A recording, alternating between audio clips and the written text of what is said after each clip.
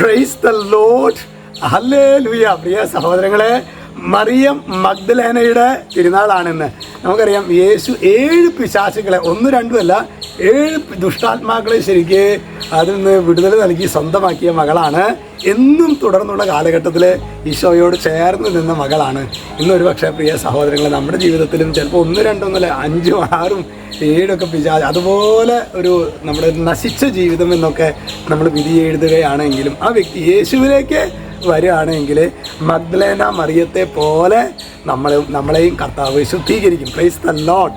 Hallelujah. ഇന്ന് നമ്മൾ ധ്യാനിക്കുന്നത് അത് ജോബിൻ്റെ പുസ്തകം 42:10. അവിടെ വചനം വെളിപ്പെടുന്നത് എങ്ങനെയാണ്?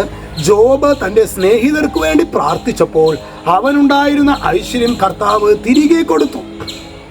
ജോബ് തൻ്റെ സ്നേഹിതർക്ക് വേണ്ടി പ്രാർത്ഥിച്ചപ്പോൾ, ചിലപ്പോഴൊക്കെ നമ്മൾ പ്രാർത്ഥിക്കുമ്പോൾ നമ്മളുടെ പ്രാർത്ഥനയിൽ ഭൗതികമായ നിയോഗങ്ങൾ മാത്രമല്ല, ശരിക്കും എൻ്റെ അപ്പം പ്രാർത്ഥിക്കാത്ത വ്യക്തിയാണ്, കുടുംബ പ്രാർത്ഥനയില്ല, ഉദാശകളില്ല, ചില പാപകരമായ അടിമത്തം, തെറ്റായ സ്നേഹബന്ധങ്ങൾ.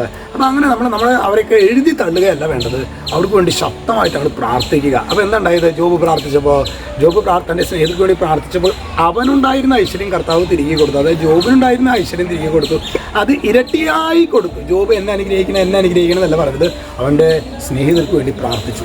നമ്മുടെ കുടുംബത്തിലെ നശിച്ച തലമുറകൾക്ക് വേണ്ടി, നമ്മുടെ കുടുംബത്തിലെ യേശുവിന് ഉപേക്ഷിച്ച മക്കൾക്ക് വേണ്ടി നമ്മൾ പ്രാർത്ഥിക്കുമ്പോൾ നമ്മുടെ ജീവിതത്തെയും അവരെ അനുഗ്രഹിക്കും, നമ്മുടെ ജീവിതത്തെയും കർത്താവ് അനുഗ്രഹിക്കും, അത് ഇരട്ടിയായി അനുഗ്രഹിക്കുമെന്ന് ഇന്നത്തെ ദൈവവചനം നമ്മെ ഓർമ്മിപ്പിക്കുന്നു. ഹല്ലേലൂയ.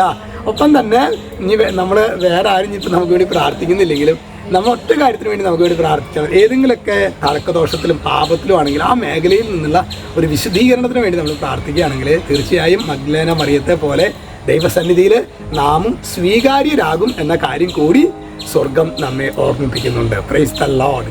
യേശു ക്രിസ്തു നമ്മെ സമൃദ്ധമായിട്ട് അനുഗ്രഹിക്കട്ടെ, ഇപ്പോഴും എപ്പോഴും എന്നേക്കും. ആമേൻ.